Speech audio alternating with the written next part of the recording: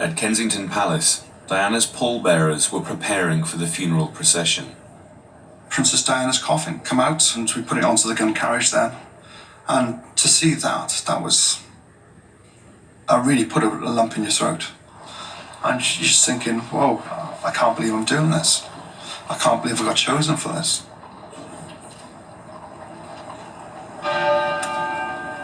At 9:08 a.m, the great tenor bell at Westminster Abbey began to toll. I still remember the bell, and then I had an earpiece in and they just said, right, time to go.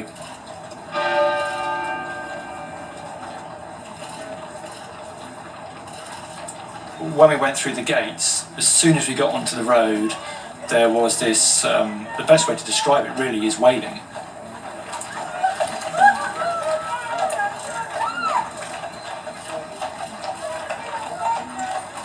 Hear the tears in the crowd, it was inevitable.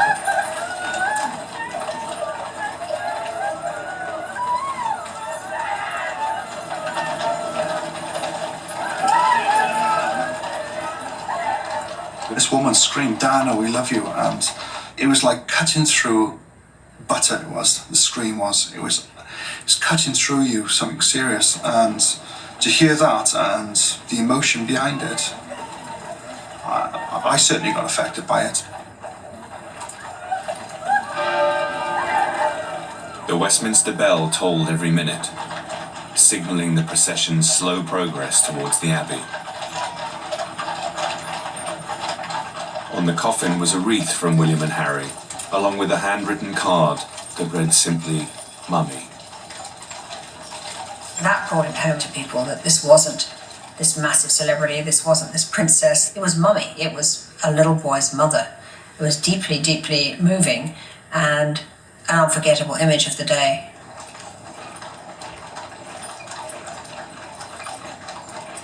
The cortege now goes through Apsley Gate. This is a historic moment because only the monarch has ever ridden through Apsley Gate.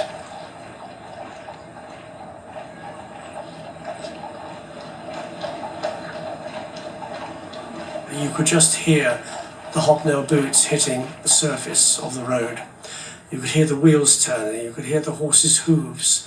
You couldn't hear any birds. It's almost as if the birds knew what was happening and kept away. It was quite eerie, but it was very moving.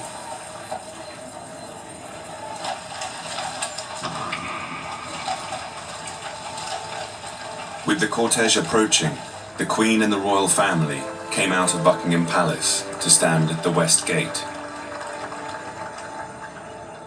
This is an extraordinary view we're seeing here. We've never, as far as I'm aware, seen the royal family standing like this at the gates of Buckingham Palace. Anything is possible today. Myself at the front and a colleague of mine at the back had earpieces in. We were told unexpectedly that the Queen walked out of Buckingham Palace, which nobody had planned for, nobody knew she was going to do. So there was a great deal of chatter in my ear, people panicking all over the place because the Queen suddenly decided that she was going to come out and pay her respects. Then the world witnessed a small but hugely significant moment. In another break with royal tradition, as Diana's coffin passed, the Queen bowed.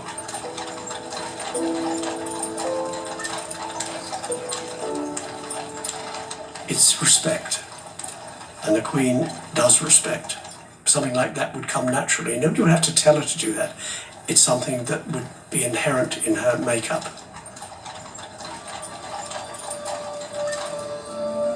As the cortege snaked through London, Westminster Abbey was filling with guests. Diana had been the most famous woman in the world, and celebrities, royalty, and heads of state were all on the guest list.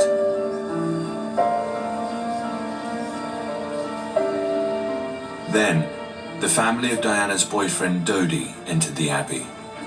I remember sitting there and the Al-Fayeds came in and there was a kind of respectful gasp, you know, in recognition that he'd also lost a son in this terrible accident.